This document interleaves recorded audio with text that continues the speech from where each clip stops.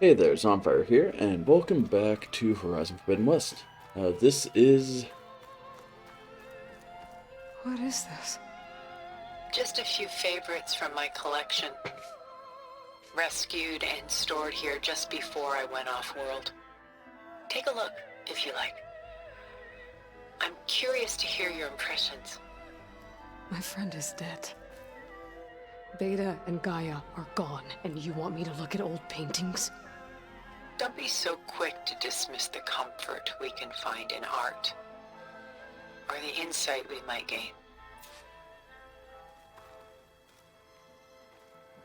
Okay, can't look at that. My favorite pairing. On the left is Woman Reading a Letter by Vermeer, a true master.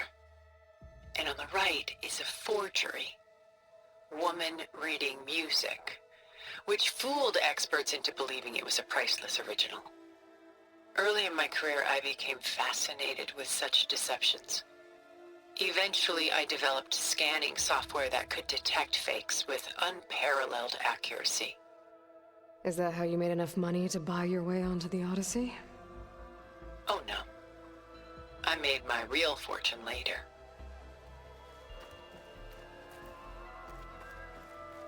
Selene and Endymion. She's the goddess of the moon, whereas he's a simple shepherd. Beside her is the god of love, Cupid. So she's sneaking up on him? More like visiting him in secret. The torch that Cupid bears represents Selene's undying infatuation with him. Though the two must remain apart, her love will forever burn.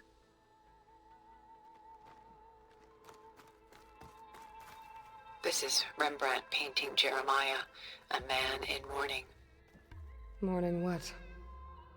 His home. The ancient city of Jerusalem. He foresaw its impending doom, but could do nothing to prevent it.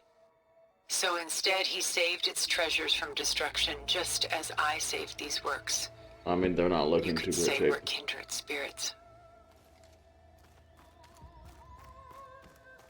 A portrait of the painter, Rembrandt's son Titus, depicted in the habit of a monk. I don't get it. Why would someone like you, with infinite resources, care about this painting of a boy in a hood? It's not the image itself, but the feeling it conveys. The face is bright and defined, but his eyes are downcast, heavy with misfortune. And the background seems to swallow all light.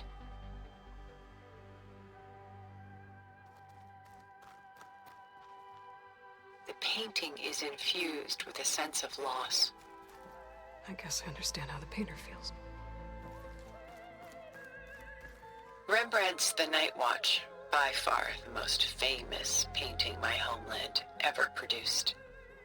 It was commissioned to honor a militia made up of influential citizens. I guess you must have been an influential citizen. In my day. But not as influential as you've been in this new world.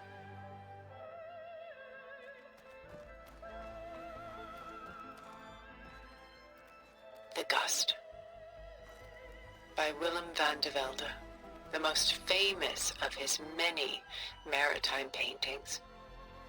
A ship crossing into the unknown. I guess you're familiar with that. Indeed, which is why I appreciate this composition in particular.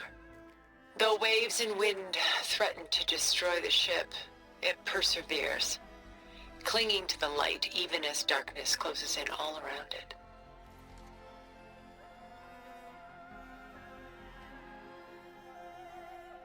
And that's going to be all of the paintings she has that she could.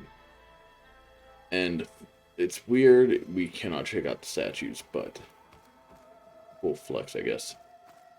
Oh, we can check out this. Stunning, isn't it? Paintings weren't the only masterpieces of my people's golden age. This is Van Vianen's Leaded Ewer, molded from a single sheet of silver.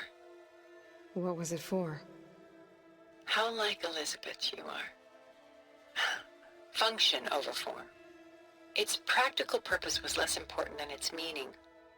Von Vianen created it in honor of his late brother, who himself was a famous silversmith. A memorial. Yes. Such beauty from sorrow. Okay, we've examined all the art. Let's keep on going. Done so soon? I've got more important things to worry about. We both do. There is much we are trying to save. Not the least of which is in that vault. There's nothing wrong with savoring such treasures for a moment more.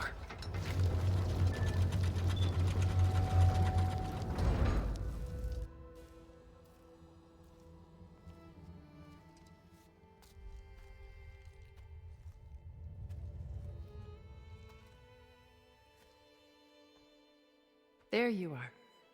Feeling better? How did you find us? At the cauldron? And what did you do to everyone right before I passed out? All business, I see. Well, suffice it to say we were keeping a very close eye on Hephaestus, knowing we would need it at some point. Your ruse didn't fool us, and as for my little trick, it was an overload of the senses, accompanied by an energy discharge. Gerard and Eric were only momentarily disoriented due to their shields, but it rendered you unconscious while I got you out. Perhaps some breakfast might steady you a bit?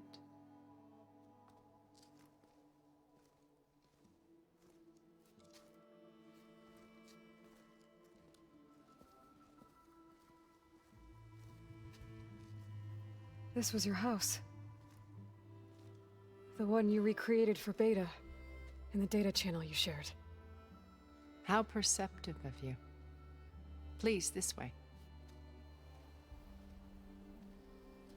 After everything your people have done, you think I'm just gonna sit down and have a chat with you?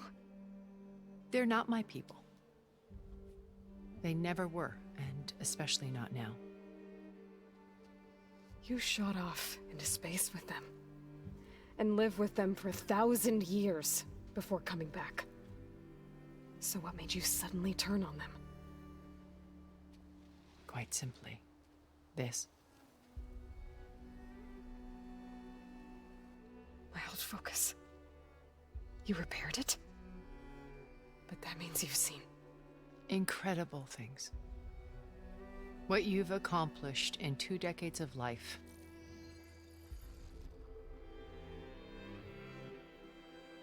A 1,000 years at my back, and I haven't even come close.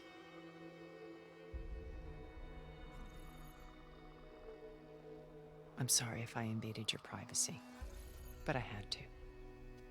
In order to understand. To be enlightened. You truly are Elizabeth's blood. With her drive, her sense of mission, her integrity.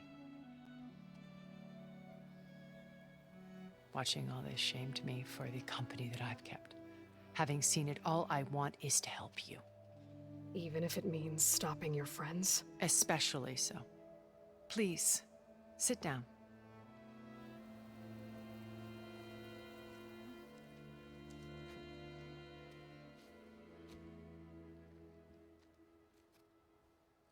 There. That's better. Now, we must recover Beta and Gaia at all costs. By now, you must know that Gerard intends to use Gaia to reboot the Earth's biosphere. Remaking this world to specifications that would only suit us immortals. This process will kill every living thing on the planet. He calls it a clean install. Not if I stop him first.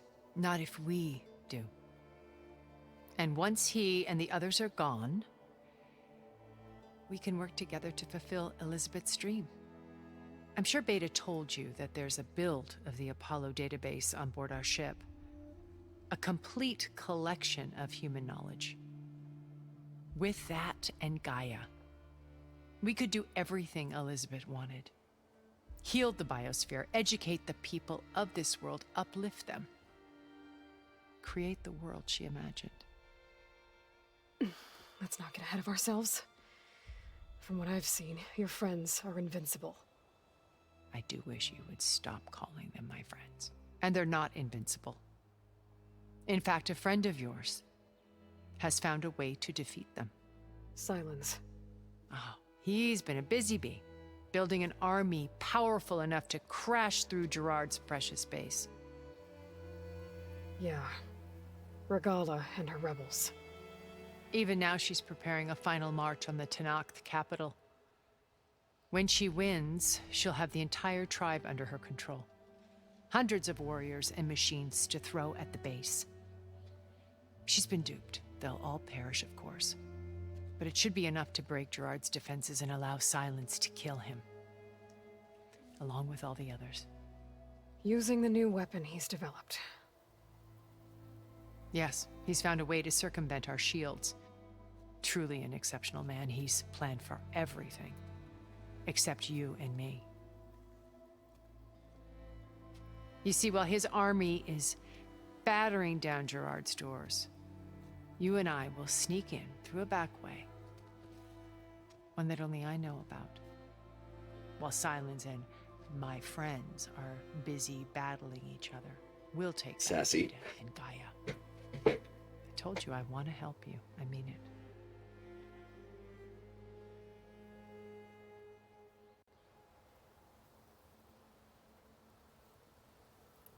My old focus.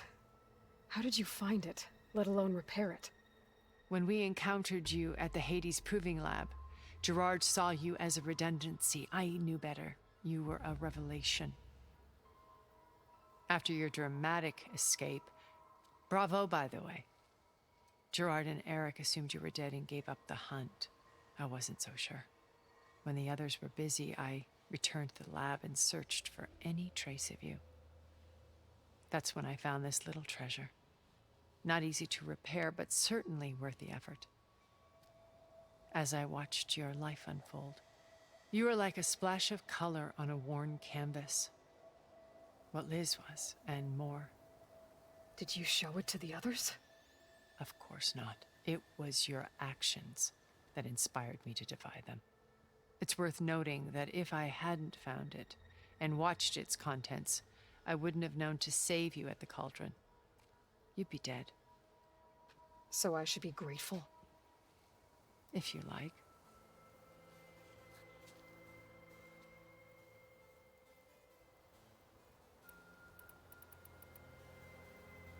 So you know all about me. What about you? What would you like to know? Well, start with your life on Earth. When I was 8, terrorists flooded my home city. Thousands drowned, my parents included. I was one of the few who survived. My guardian sent me to boarding school. Among my peers, I was the strange girl, the orphan to be avoided. All because of circumstances beyond my control. Oh. So we're a lot alike, huh? Aren't we? You were an outcast. But you didn't let that stop you from getting what you needed. Neither did I. I climbed my way out of desolation and used my wits to build a fortune. First, from the technical analysis of art and the detection of forgeries. Profitable expertise in those days. But as it turned out, the software I developed was even more useful for counterintelligence. From there, it was only a short step to gathering extremely valuable intelligence on my own. You were a spy? More like a service one could turn to for information. Information I had to weaponized. remain anonymous, of course, to protect my privacy. But despite that anonymity, Far Zenith inevitably sought me out.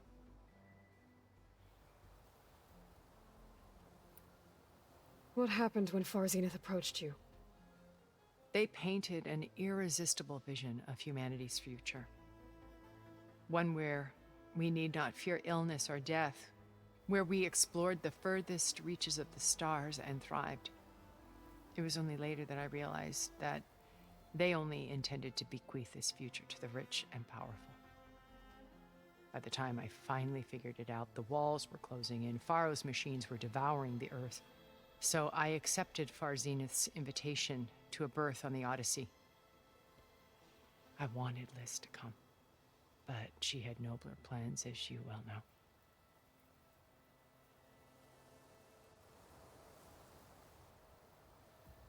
So you didn't know the other Zeniths were monsters until it was too late? I knew some of them were, certainly. It wasn't until we were off-planet that I understood the true scope of their greed. I was grateful to simply be alive, but the others became obsessed with a kind of effortless immortality. They built a colony where machines serviced their every need, where any memory or fantasy could be endlessly savored in virtual reality. It wasn't life. It was stultifying, a pampered dream state. As the decades passed, I withdrew more and more, alone yet again, but this time with eons to consider my mistakes.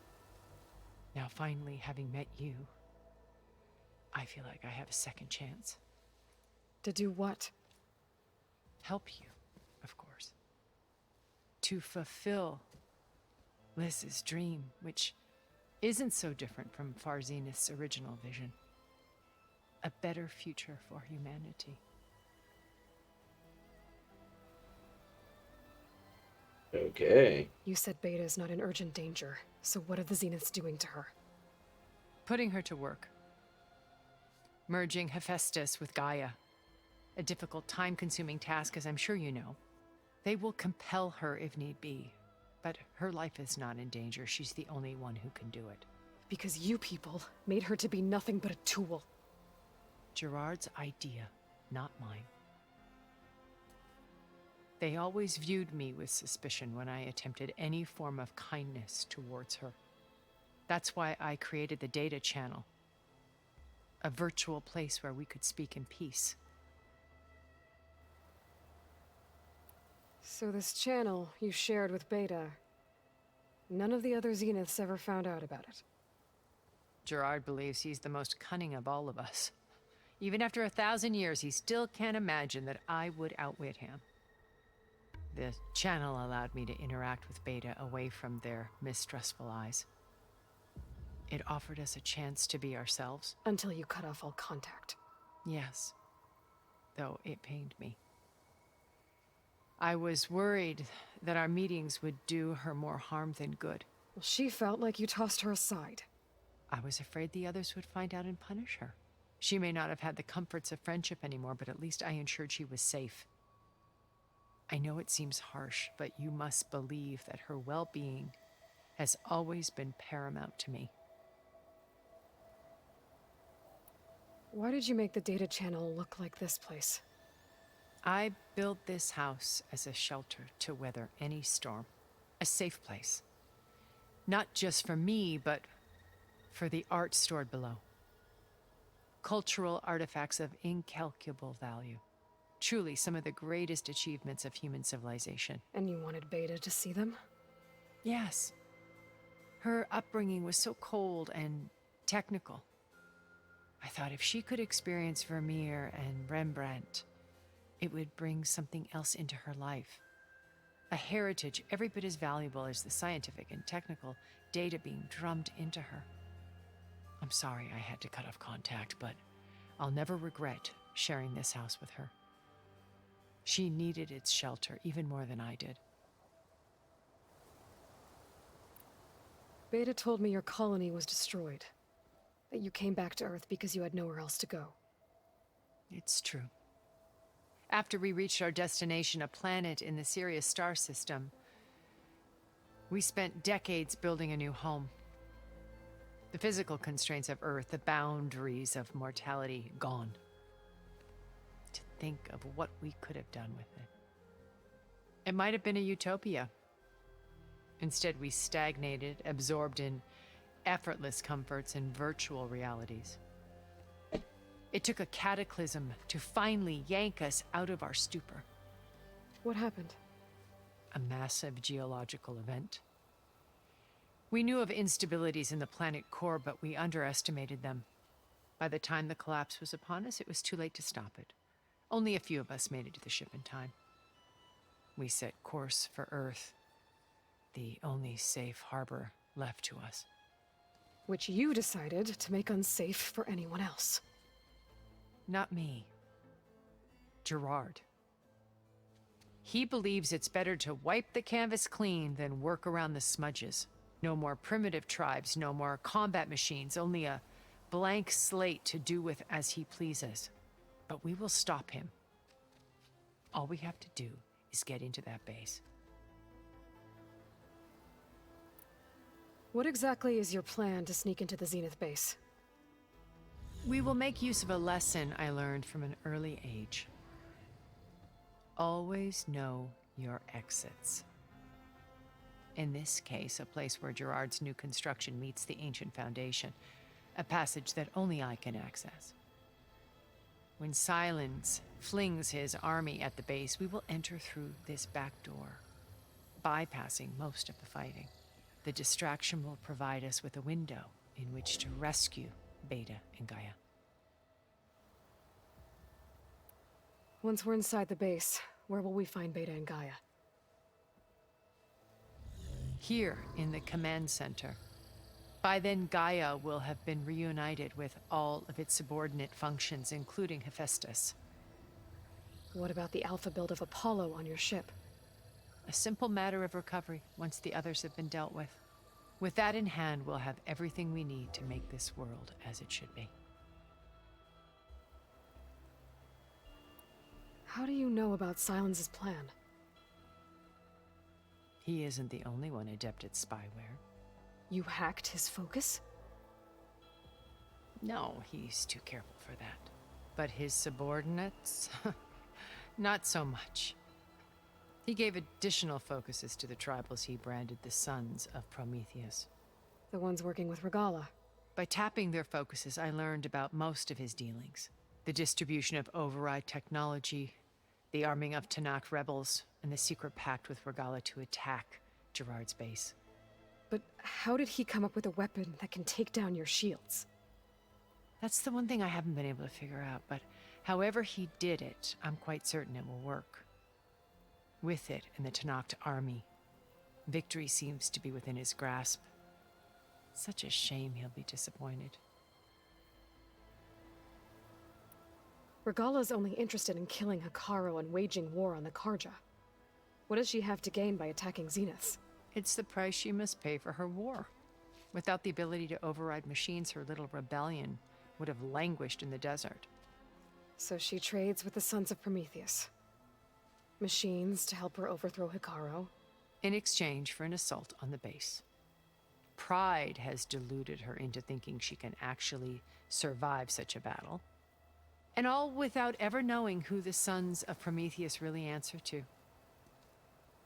Yet for all of Silence's brilliance, still he underestimates you. That blind spot is what will allow us to take Beta and Gaia right out from under him. While hundreds of Tanakh are cut down outside. So you knew Elizabeth. What was she like? Liz was everything she was. I see in you. And more. Your ingenuity, your determination, your moral compass. You've managed to distill her greatest qualities and make them your own. I'm not asking about me. Tell me about Elizabeth. What was she really like? The honest answer is that I don't actually know. For all the time that I spent with her, she always kept a part of herself locked away. It was like that from the moment we met. So when you met Elizabeth, she was what? Distant? Aloof? Not aloof. Not exactly. It was a summit in Paris about machine learning. A touchy subject in those days. Because regulatory authorities were just starting to clamp down on AIs. Liz gave the keynote address. She had already achieved great renown for her work in automated environmental reclamation. But in her address, she was just starting to imagine the next step. An AI-driven system that wouldn't just act on its programming, but actually take responsibility for its sphere of influence. To care about life. Not just follow orders. Revolutionary stuff. I was fascinated. And I wanted to meet her for a long time. I watched her after her talk. She had spoken with such moral authority, such empathy. But after that, she retreated. I could tell she felt uncomfortable with all of her admirers. It was as if giving the talk had cost her something. I didn't want to be a pest, so I planned my approach carefully. So how did you finally approach Elizabeth after her talk? I picked the right moment. The morning of the next day, right as she came back to the conference, she had just had her coffee. She was fresh, rested. It was like she had braced herself for the onslaught of colleagues.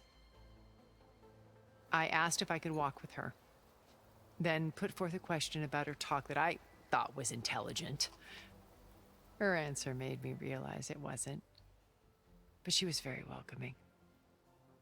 Almost as if we were previously acquainted. It was only halfway through the conversation that I realized she knew exactly who I was. It was quite a shock to me. My business was trafficking in secrets, and I took great pains to protect my anonymity. So that was Liz, perpetually one step ahead. I came to view our meeting as a metaphor for our friendship. She always seemed to know me far better than I knew her. I guess I know the feeling.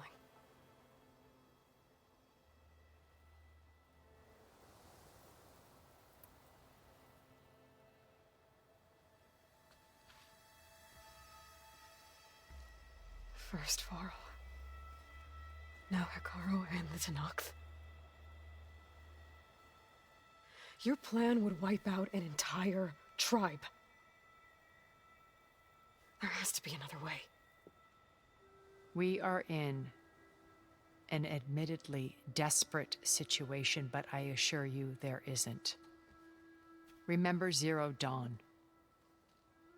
Elizabeth's sacrifice. Sometimes many have to die for a new world to grow. If it looks impossible, look deeper. Wait. The data channel. It still exists, doesn't it? I need you to open it.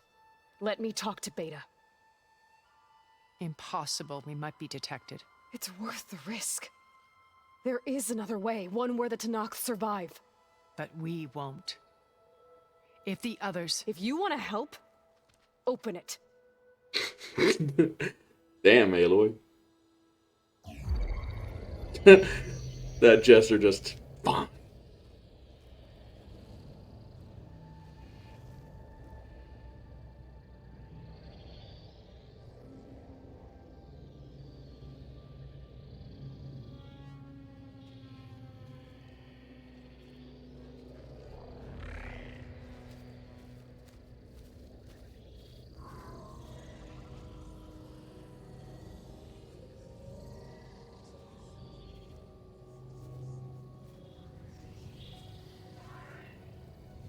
What are they doing to her? Virtual reality dissociation. The manual merge of Hephaestus will take hours upon hours of tedious micromanagement. If she resists the work, they run simulations to induce feelings of isolation and despair. Beta, can you hear me? You're alive. They're watching me. I can't hold up this extra projection for long. You should have killed me. No. No, look at me. I'm coming for you. I promise, okay? I just need you to hold out a little while longer and work on the merge.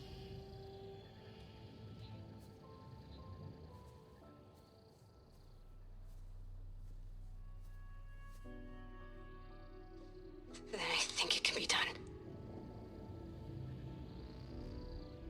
I'll contact again when it's time. Can you hold on? As long as I know you're coming for me, I can endure anything.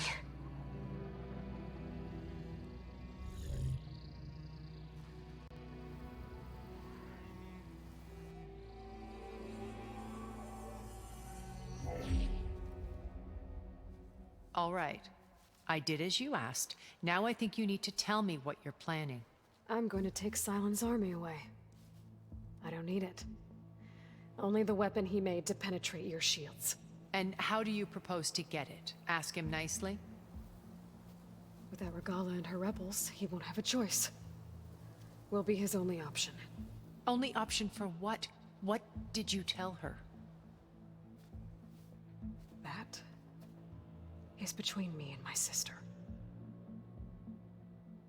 Will be Sylens' only option for crashing that base. I'll tell you the rest later. But first, there are a couple of things I have to do. Oh. And what are those? Stop Lay work. my friend to rest. And then I'm going to use the override that Beta gave me at Gemini to put an end to Regala's rebellion. From the air. Wait. Since you insist on doing things your way, I know of something that will truly help you make a grand entrance with the Tenakth. The ancient Horus Titans still possess electromagnetic energy cells as part of their arsenal. Drop one of those on Regala's army and they'll receive quite a surprise.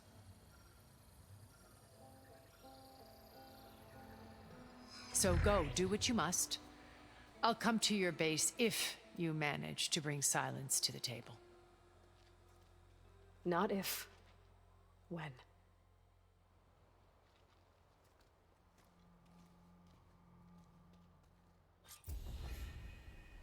Erend, are you there? Aloy! Aloy, is that really you? Yeah, it's me. Where's everyone else? We're all... we're back at base. What happened? It might be easier to explain in person. I'll try to join you there when I can. Okay, we'll wait here for you. It's good to hear your voice, Aloy.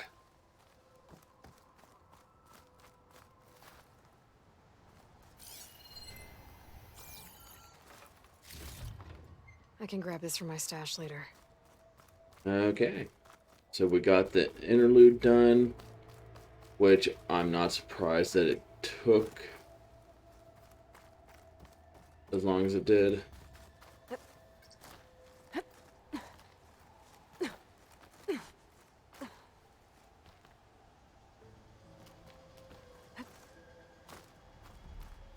Just to let you know, I'm now patched into your focus network. Great. I take it the other Zeniths can't hear us? Of course not. And they don't know about your base either, in case you were wondering. I've sent you data on the Horus energy cells you can use against Regala's forces. Reach out to me when you're ready to acquire one. Understood.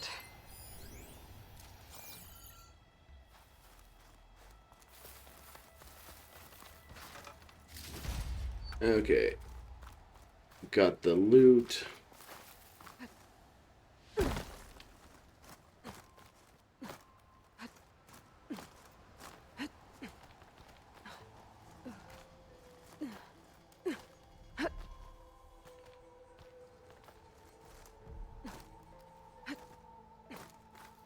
And then,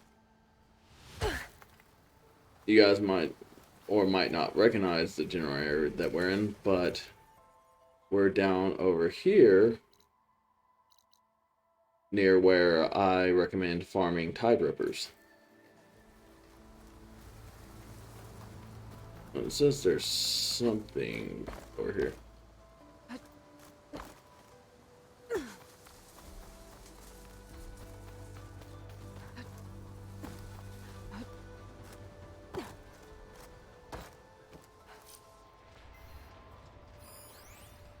there is a metal flower.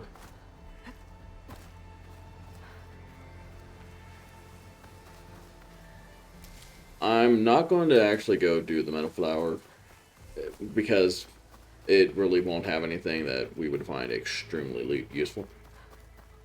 But we are going to end the episode here, and in the next one we will... Actually, no. Instead of ending that...